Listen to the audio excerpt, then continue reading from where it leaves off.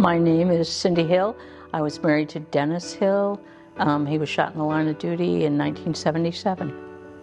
Well, we were both taking a class at Grandview at night, and that's how we met. And then he went off to Vietnam and he was pilot.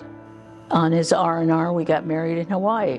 So that was kind of cool. But he went back to Vietnam and I came back to Des Moines. So, and after that, we came here and he became a policeman. The best part was when the police department decided to get a helicopter, and he was like, yes. So, I mean, he'd go to work and he said, I can fly and do my police work. So that was one of the highlights for him. Life was really good. 2 little kids, family, happy. I mean, we had family here in town as well. And then that night... 135. 10-4, are you injured there? 10-4, FD 1076, 500 Adam, copy. Officer's been injured there.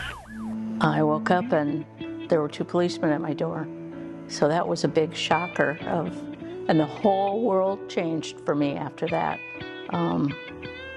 Yeah, it was never going to be the same. Cindy, there's been an accident. Denny's been hurt. But I remember that there were, I can't tell you, tons of guys in uniform sitting in that hospital room, or the hospital, waiting with me. And I just felt a real peace knowing that there was somebody. I mean, these guys all were brothers then. Denny may be gone now, but you have 200 brothers. And I happened to look over into the choir loft, and it was full of policemen in their uniforms. And it was just overwhelming to think, instead of the choir in their choir robes, it was all these policemen who had come in respect to honor. That, and I still have that in my mind all the time. It was not my idea of, putting some movie out or anything, but my dad, a friend of my dad's at their church, she was the secretary to Don Thompson, who makes Christian films. And he said, I've always wanted to make a film about a Christian policeman.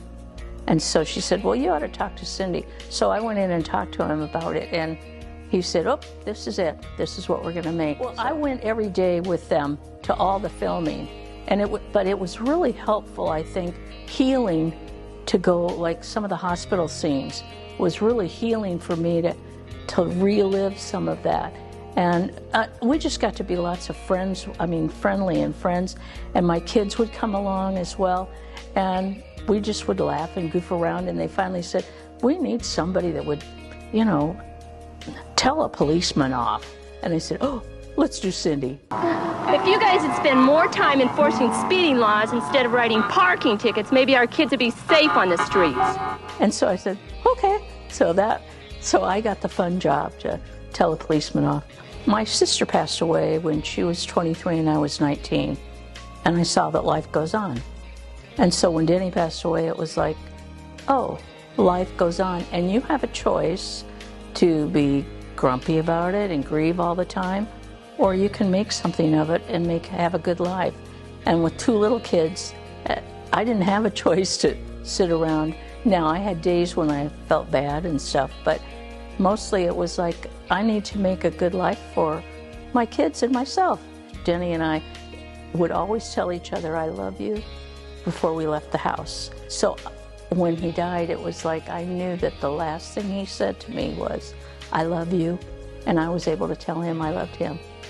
And so that's always been a real comfort to me, to know that.